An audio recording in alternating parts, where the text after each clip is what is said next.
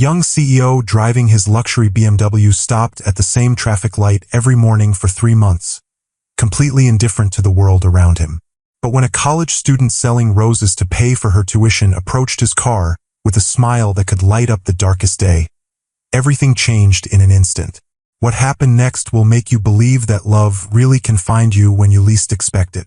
Before we dive into this incredible story of unexpected love, let us know in the comments what city you're watching from and whether you believe that true love can happen at first sight.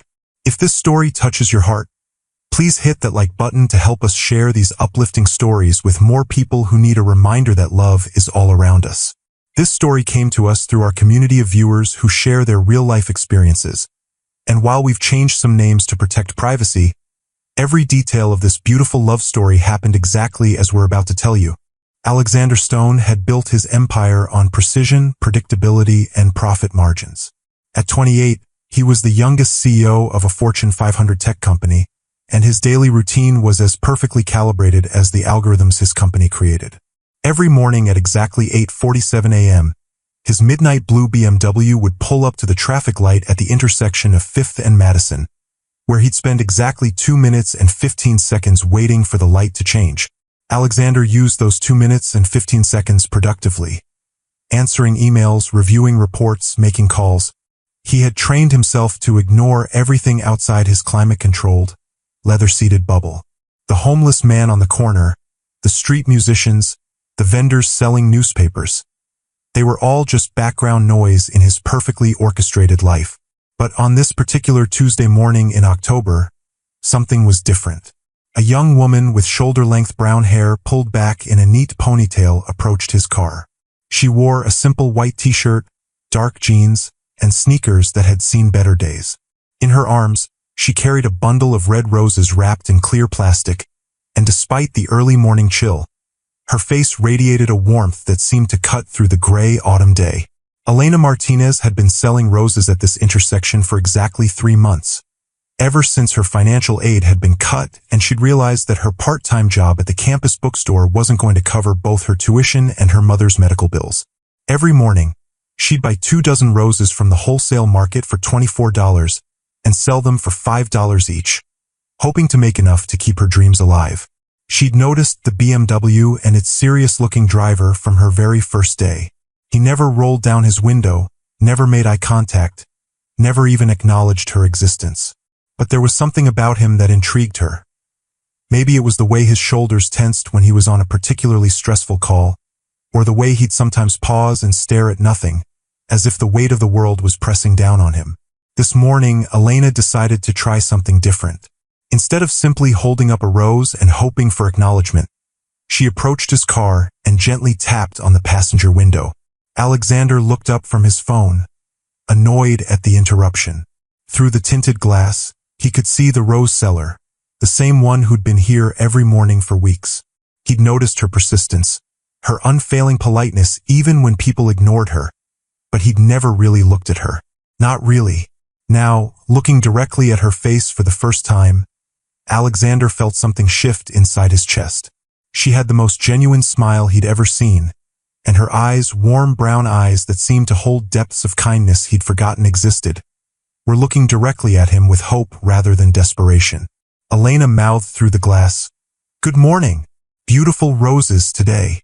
For reasons he couldn't explain, Alexander found himself rolling down his window.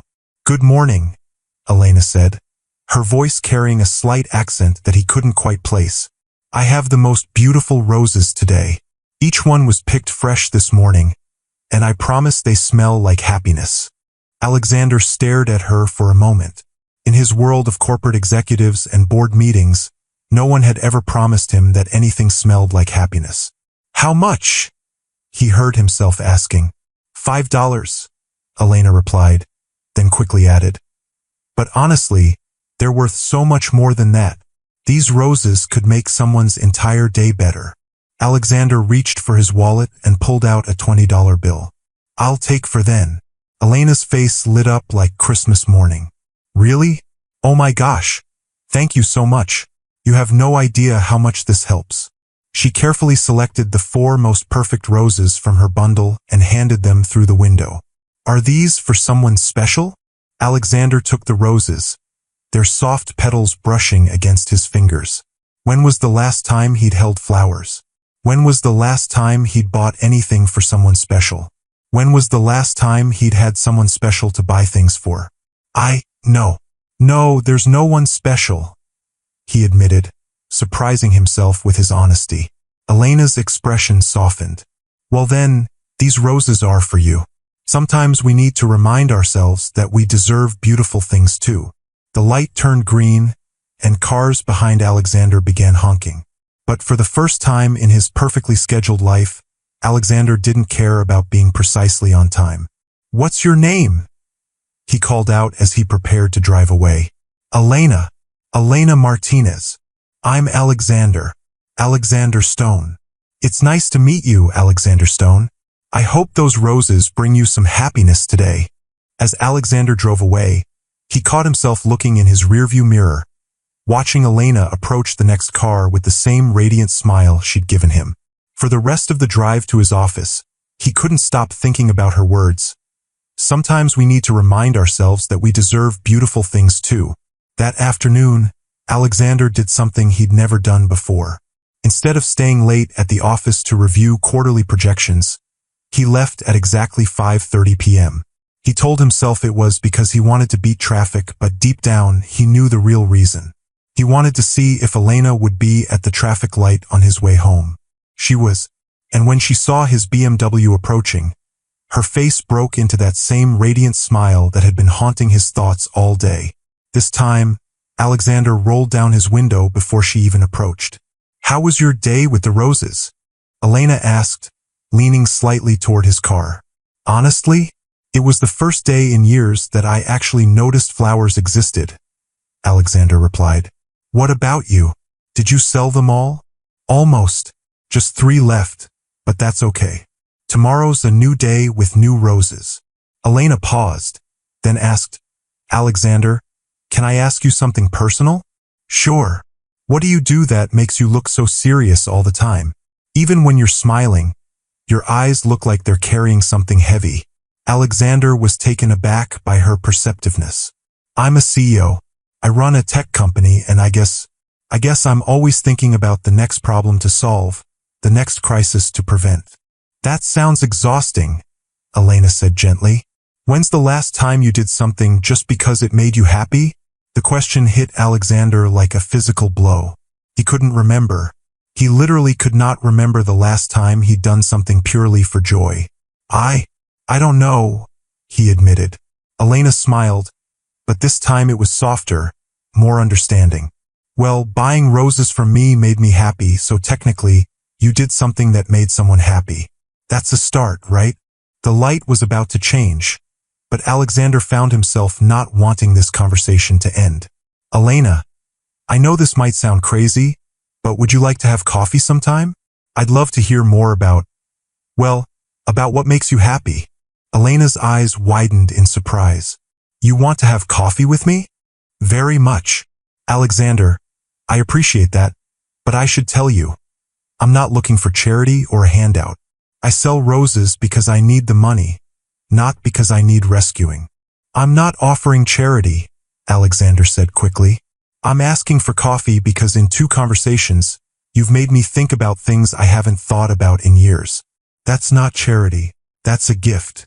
Elena studied his face for a moment, as if trying to determine his sincerity. Finally, she smiled.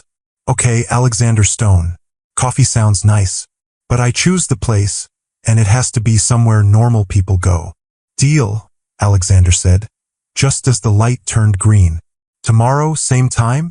Same time, Elena agreed. And Alexander, bring those roses. I want to see if they actually made you happy. The next morning, Alexander found himself doing something unprecedented.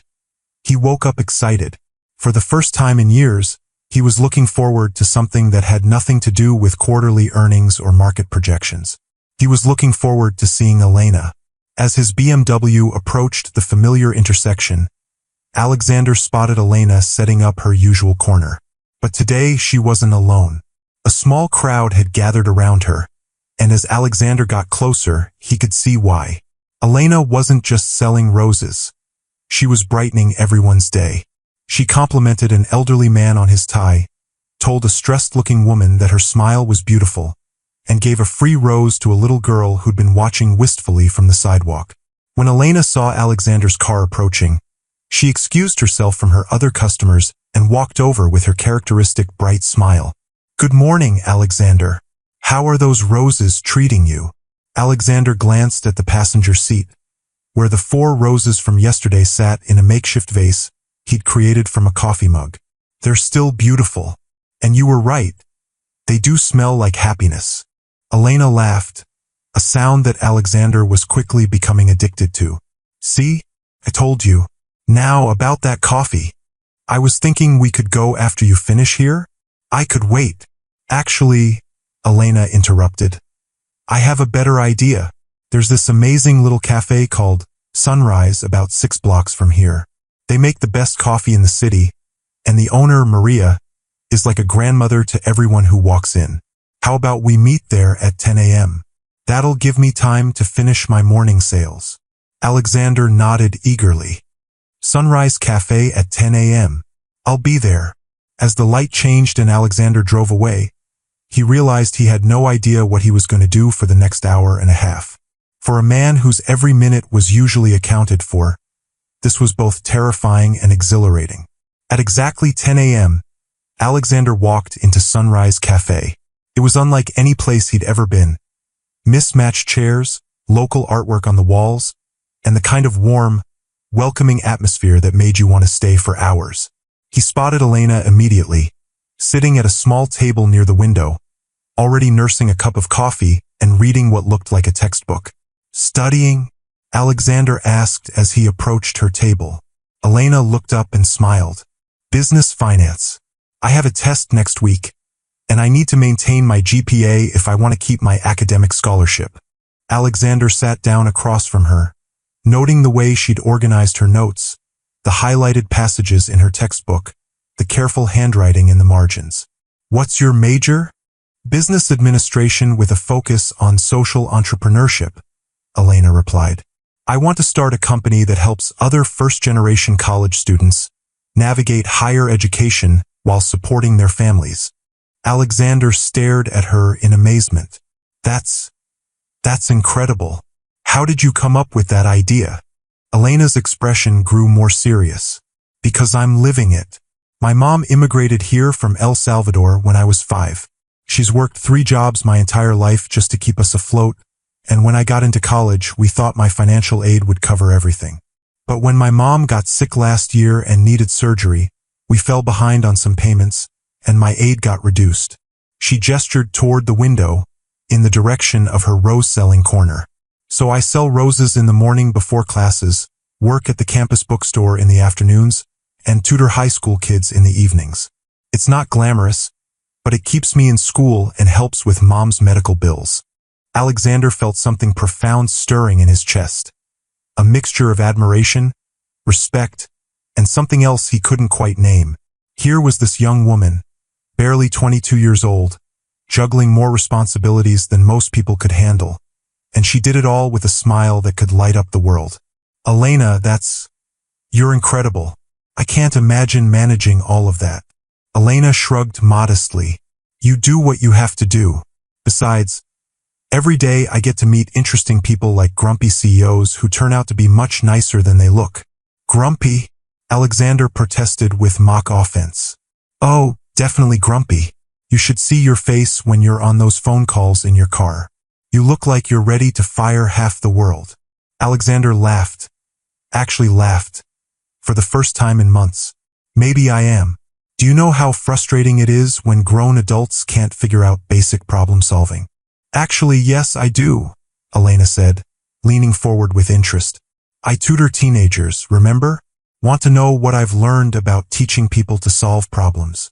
For the next hour, Alexander found himself in the most engaging conversation he'd had in years. Elena told him about her students, her innovative tutoring methods, her dreams for her future company. In return, Alexander found himself sharing stories about his business, his challenges, his successes, but more importantly, his doubts and frustrations. "Can I ask you something?" Elena said as they prepared to leave. "Why did you start your company? What was your original dream?" Alexander paused, coffee cup halfway to his lips. "I wanted to create technology that would make people's lives better. I had this vision of developing tools that would democratize education, make learning accessible to everyone regardless of their economic background." "That's beautiful," Elena said softly. "So what happened to that vision?" "Investors happened. Market pressures happened. Growth targets happened." Alexander's voice grew more somber. "Somewhere along the way, I stopped thinking about making people's lives better and started thinking about making shareholders happy." Elena reached across the table and placed her hand gently over his. It was the first time anyone had touched him with genuine warmth in longer than he could remember.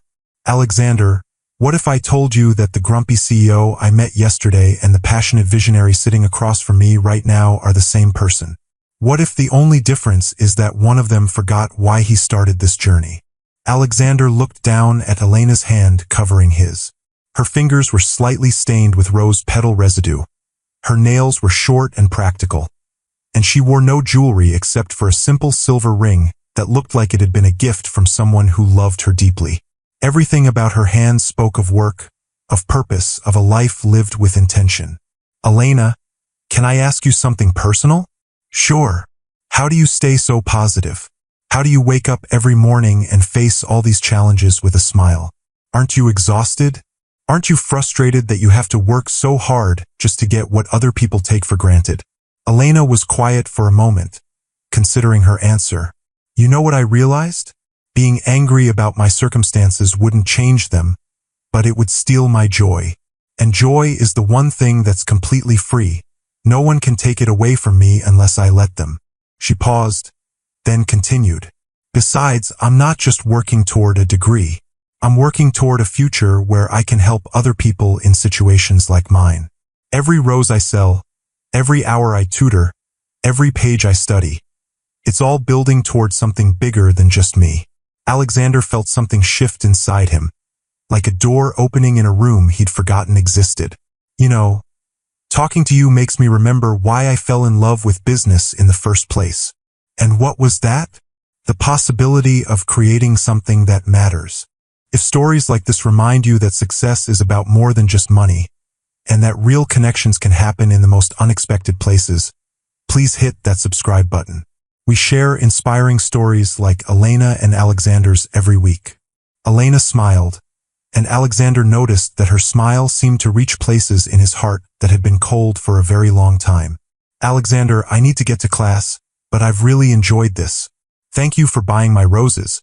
But more than that, thank you for seeing me as more than just a girl selling flowers. Thank you for reminding me that there's a world outside my car windows," Alexander replied. "Elena, would you mind if we did this again? I promise I'm not trying to rescue you or change your life. I really enjoy talking with you." Elena gathered her books and stood up. "I'd like that. Same time tomorrow? Here at sunrise. It's a deal." As Elena walked toward the door, she turned back one more time. "Oh, and Alexander, bring different flowers tomorrow. I want to teach you about all the ways beauty shows up when you're actually paying attention." Over the next few weeks, Alexander's life began to change in ways he never could have anticipated.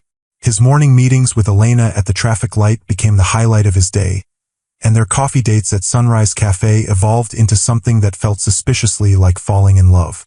Alexander learned that Elena preferred sunflowers to roses because they follow the light, that she made the best scrambled eggs in the world using a recipe her grandmother had taught her, and that she had a laugh that could make even his worst days feel manageable.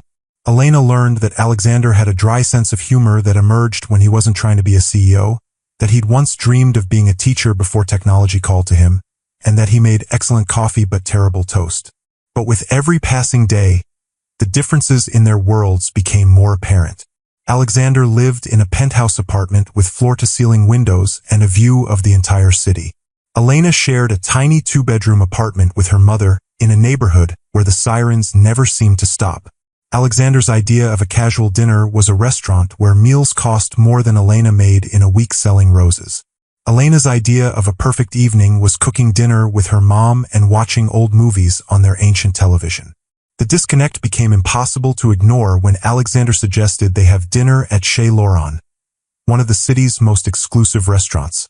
"Alexander, I can't afford to eat at places like that," Elena said gently during one of their morning coffee meetings. "I would pay, of course," Alexander replied, not understanding why Elena's expression suddenly grew distant. "That's exactly the problem," Elena said quietly.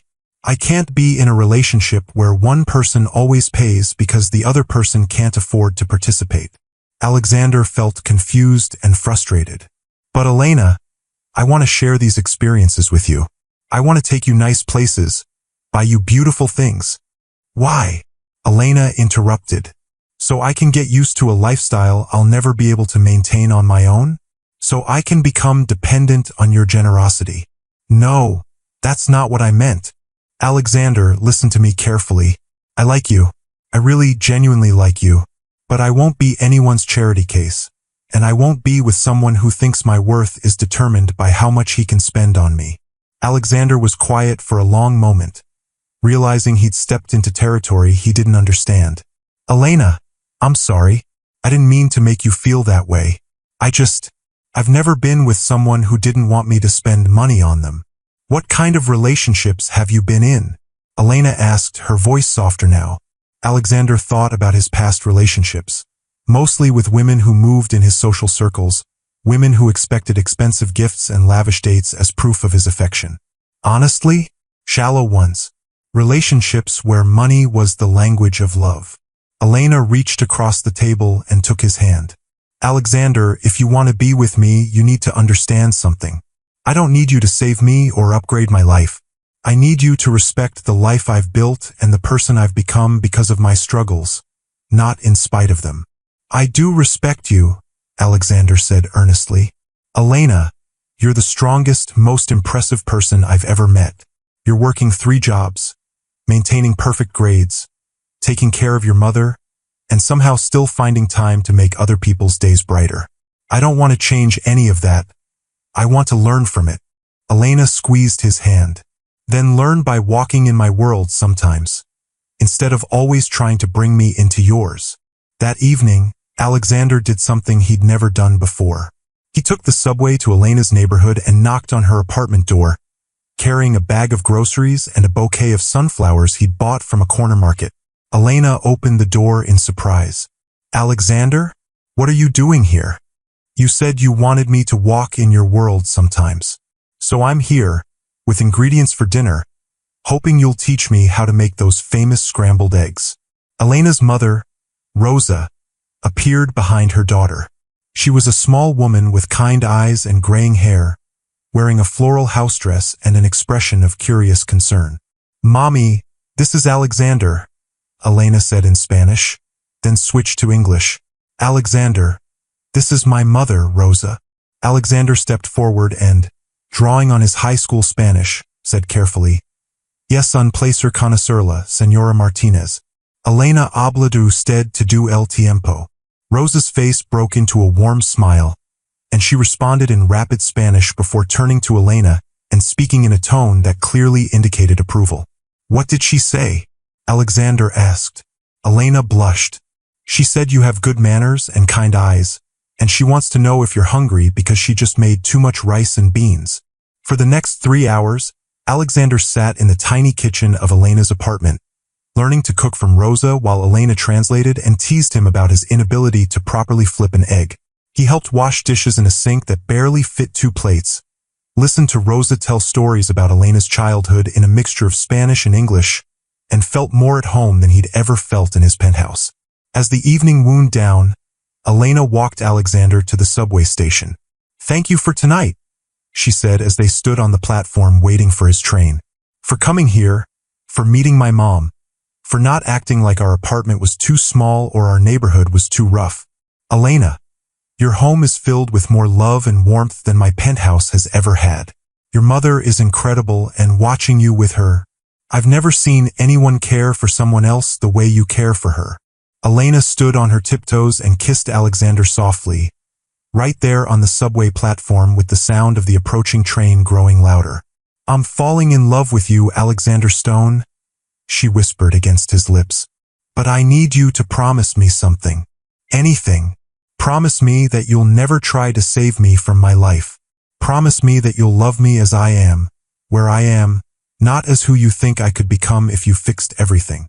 Alexander cupped her face in his hands, looking into her eyes with an intensity that surprised them both. "Elena Martinez, I don't want to save you from your life. I want you to save me from mine."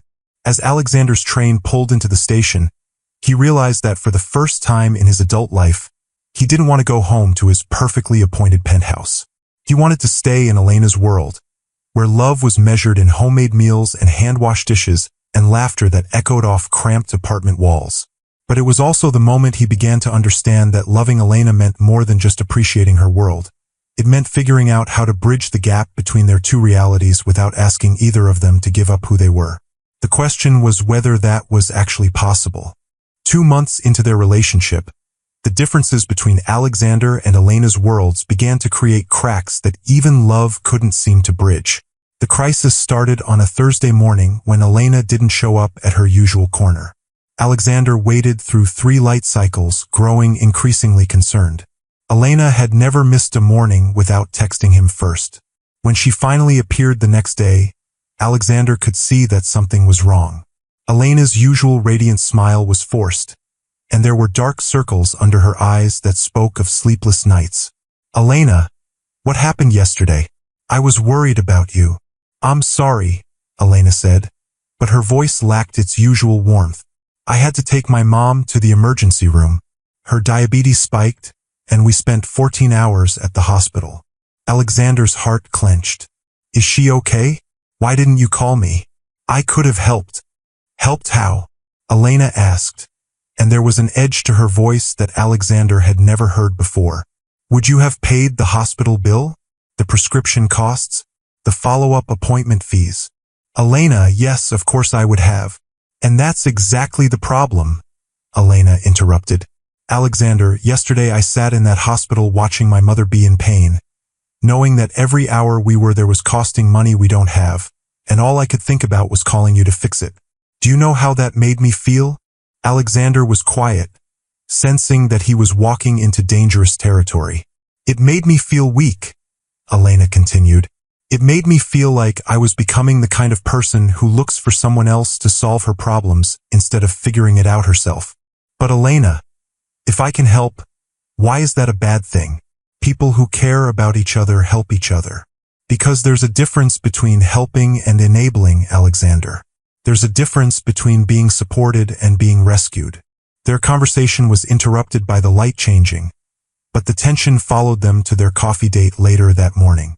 "Elena, I don't understand what you want from me," Alexander said as they sat in their usual booth at Sunrise Cafe. "When I offer to help with money, you get upset.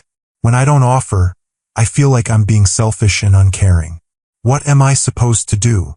Elena stared into her coffee cup for a long moment before answering. "Alexander, can I tell you about my father?" Alexander nodded, sensing this was important. "My father left when I was 8. He was a good man, he loved my mother, he loved me, but he couldn't handle the stress of being poor in America. He couldn't handle feeling like he wasn't providing for his family the way he thought a man should. So one day he just left." Elena's voice grew softer. "My mother spent years blaming herself, wondering if she'd been too proud, if she'd made it too hard for him to help us. And I grew up watching her work herself to exhaustion trying to prove that she didn't need anyone." Alexander began to understand where this was going. "Elena, I'm not your father. I'm not going to leave because things are difficult. But you don't understand, Alexander. When I start depending on your money to solve my problems, I stop being the person you fell in love with. I become someone who needs rescuing instead of someone who finds solutions. That's not how I see you.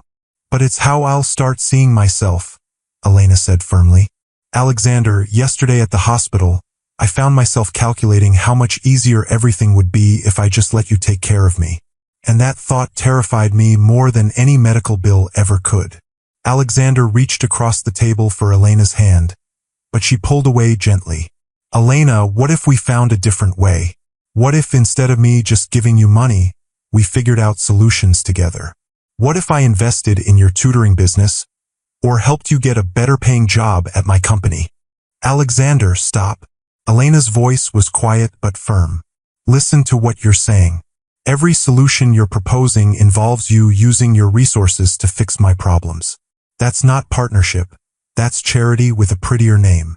Alexander felt frustration building in his chest. So what am I supposed to do? Just watch you struggle when I have the means to help? Is loving you supposed to mean standing by while you exhaust yourself working 3 jobs? Maybe, Elena said quietly. Maybe loving me means trusting that I'm strong enough to handle my own life, even when it's hard. But what about loving you meaning I want to make your life easier? Elena looked up at him with eyes full of sadness. Alexander, I think that's where we're fundamentally different. You show love by solving problems. I need love that respects my ability to solve my own problems. The silence between them stretched until it became unbearable. Elena, are you saying this isn't going to work? Alexander asked, his voice barely above a whisper. Elena reached across the table and took his hand this time, holding it gently. Alexander, I'm saying that I love you too much to let this relationship turn me into someone I don't recognize. And I love you too much to ask you to watch me struggle when every instinct you have tells you to fix it. So what does that mean? Elena's eyes filled with tears, but her voice remained steady.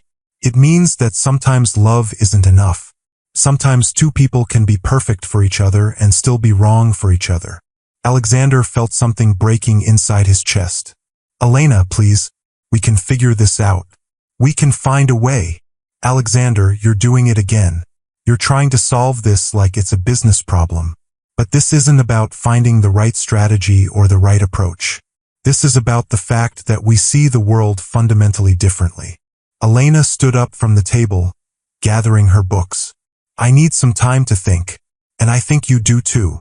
Alexander watched the woman he'd fallen in love with walk out of the cafe, and for the first time since he'd become a CEO, he faced a problem that couldn't be solved with money, strategy, or determination. Could only be solved by accepting that sometimes love meant letting go. 3 weeks passed without Elena appearing at the traffic light. Alexander continued to drive through the intersection every morning and evening, hoping to catch a glimpse of her, but the corner where she used to sell roses remained empty. On a cold Friday morning in November, Alexander finally saw someone at Elena's usual spot. But it wasn't Elena. It was a different young woman, older, selling coffee and pastries from a small cart. Alexander rolled down his window and called out to her. Excuse me, do you know what happened to the girl who used to sell roses here? The woman approached his car. Elena? Yeah, I know her. She got a scholarship or something. Full ride to finish her degree. She doesn't need to sell roses anymore. The woman paused, studying Alexander's face. You're the guy in the BMW, aren't you? The one she used to talk about. Alexander's heart skipped. She talked about me? All the time. She said you were a good man who was trying to love her the wrong way. The woman shrugged. I don't know what that means, but she seemed pretty sad about it. That evening, Alexander found himself back at Sunrise Cafe, sitting alone in the booth where he and Elena used to meet. He was nursing his 3rd cup of coffee when someone slid into the seat across from him. You look like a man who's lost something important. Alexander looked up to see a woman in her early 30s with short auburn hair and kind green eyes. She wore scrubs and had the tired but compassionate look of someone who worked in healthcare. I'm sorry, do I know you? Alexander asked. Not yet, but I feel like I know you. I'm Sarah Chun, and I'm a nurse at City General Hospital. I worked with Elena's mother a few weeks ago when she was admitted for her diabetes. Alexander straightened up. Is Rosa okay? She's fine now, thanks to Elena's quick thinking and good care. But Elena mentioned you while we were talking. She said you were someone who meant a lot to her, but that things were complicated. Sarah signaled to the waitress for a coffee. Mind if I ask what happened? Elena seemed really conflicted about whatever was going on between you two. Alexander found himself telling Sarah the entire story. Their meeting at the traffic light, their growing relationship, the fundamental disconnect about money and independence, and Elena's decision to step away. She said I was trying to love her the wrong way, Alexander concluded. But I don't understand how wanting to help someone you care about can be wrong. Sarah listened thoughtfully, then asked, Alexander, can I tell you something about Elena that might help you understand? Alexander nodded eagerly. When Elena's mother was in the hospital, Elena never left her side. She slept in an uncomfortable chair, ate vending machine food, and took time off from all her jobs. The nurses kept offering her things: pillows, better food, phone chargers, and she turned down almost everything. Sarah paused to take a sip of her coffee. But here's what was interesting. She accepted help when it was offered as an equal exchange. When I offered to show her how to monitor her mother's blood sugar at home, she accepted immediately and taught me some Spanish phrases in return. When another nurse offered to connect her with a support group for families dealing with diabetes, Elena accepted and offered to help translate for other Spanish-speaking families. Alexander began to see where this was going. Elena doesn't want to be saved, Alexander. She wants to be seen as capable and strong. She wants partnerships, not rescues. But I do see her as capable and strong, Alexander protested. Do you? Or do you see her as capable and strong, but still needing your help to reach her full potential? The question hit Alexander like a physical blow. Is that how he'd been seeing Elena? As someone amazing who just needed the right support to become even more amazing? Alexander was quiet for a long moment, processing this revelation. I think I was seeing her as someone who deserved better than what she had, rather than someone who was already building something beautiful with what she had. Sarah nodded. That's a very honest answer, and it explains why Elena felt like you were trying to love her the wrong way. So what's the right way? Alexander asked desperately. I don't know, Sarah admitted, but I suspect it starts with loving who she is now, where she is now, rather than loving who she could become with your help. Alexander stared into his coffee, feeling like he was seeing his relationship with Elena clearly for the first time. I think I ruined the best thing that ever happened to me. Maybe, Sarah said gently, or maybe you learned something important that will help you love better in the future. 2 months later, Alexander was working late in his office when his assistant knocked on his door. Mr. Stone, there's a young woman here to see you. She says her name is Elena Martinez, and she has a business proposal. Alexander's heart nearly stopped. Send her in, please. Elena walked into his office wearing a professional black dress, carrying a leather portfolio, and radiating the same confidence that had first drawn him to her at the traffic light. But there was something different about her now, a sense of purpose and accomplishment that seemed to glow from within. Hello, Alexander, Elena said, extending her hand for a professional handshake. Elena. Alexander stood and shook her hand, trying to ignore the electricity that shot through him at her touch. You look incredible, successful. Elena smiled, and Alexander's heart ached at how beautiful she was. Thank you. I wanted to come here to tell you about something exciting, and to thank you. Thank me. Sit down, Alexander. I have a story to tell you. They sat across from each other in Alexander's office, and Elena opened her portfolio. After things ended between us, I did a lot of thinking about what you'd said about my tutoring business having potential. Not the part about you investing in it, Elena clarified quickly, but the part about it actually being a viable business model. Elena pulled out a folder filled with documents. So I applied for a small business grant through the university. I wrote a business plan, did market research, developed a curriculum. And Alexander, I won. Alexander felt pride and admiration swelling in his chest. Elena, that's incredible. It gets better. The grant was enough for me to hire 2 other students and rent a small space near campus. We've been operating for 6 weeks now, and we're already at capacity. We're helping 43 students, and we have a waiting list.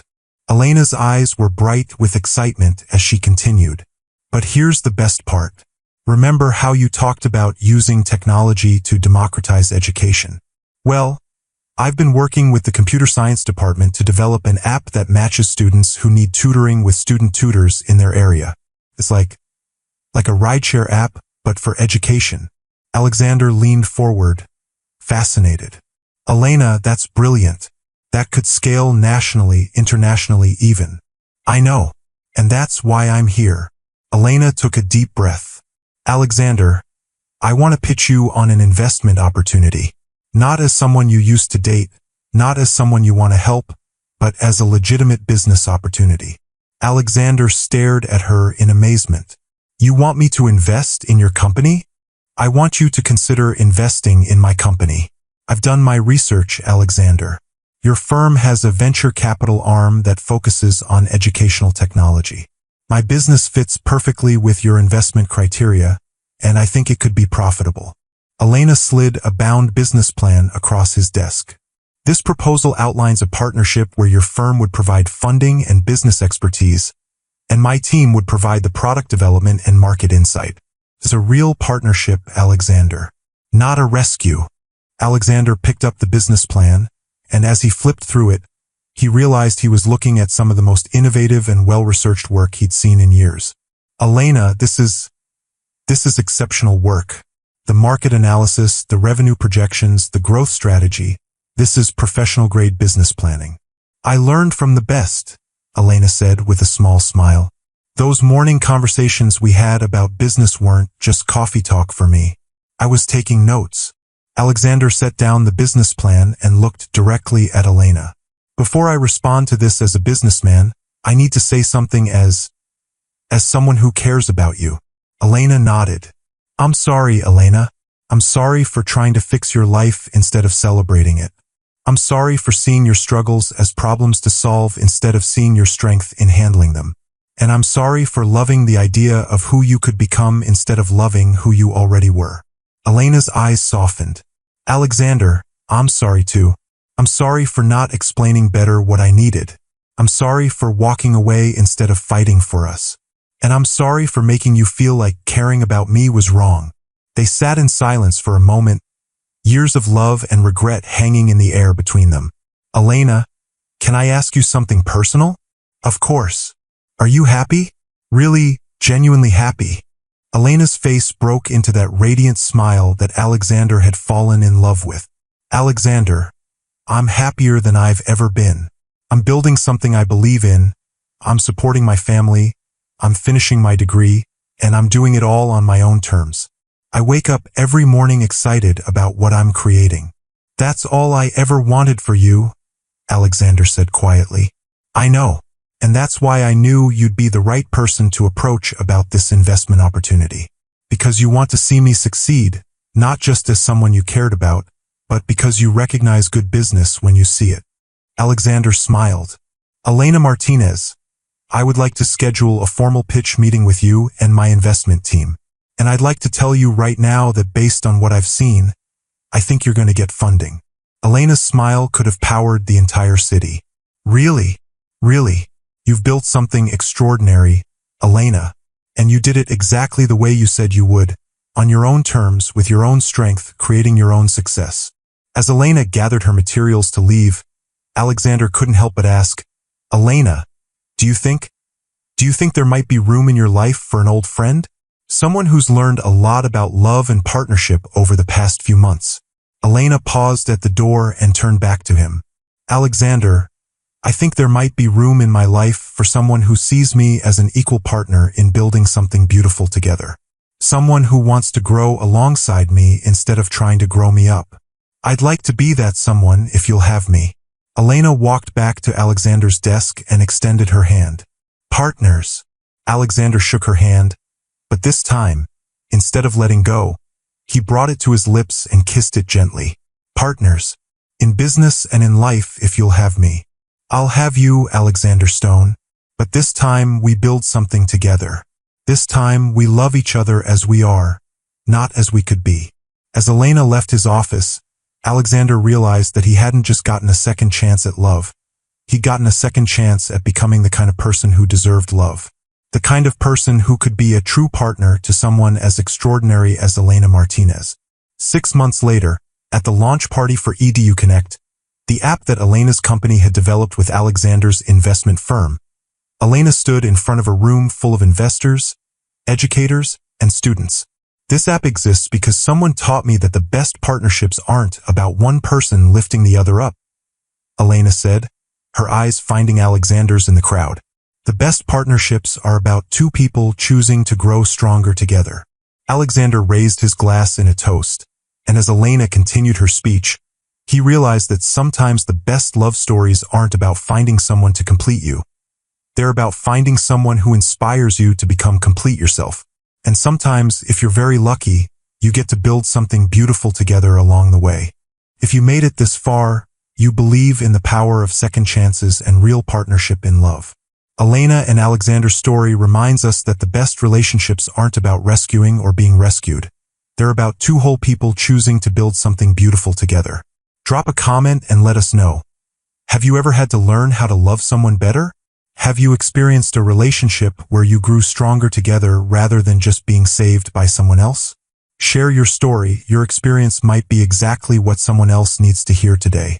And if you believe that true love is about seeing and celebrating people as they are, not as they could be, leave a comment saying love is partnership, so this community knows we're all committed to building relationships based on mutual respect and shared growth. Don't forget to subscribe and hit that notification bell for more real stories about love, growth, and second chances that remind us that the best fairy tales are the ones we write ourselves. Until next time, remember, the right person won't try to save you, they'll want to build something amazing with you.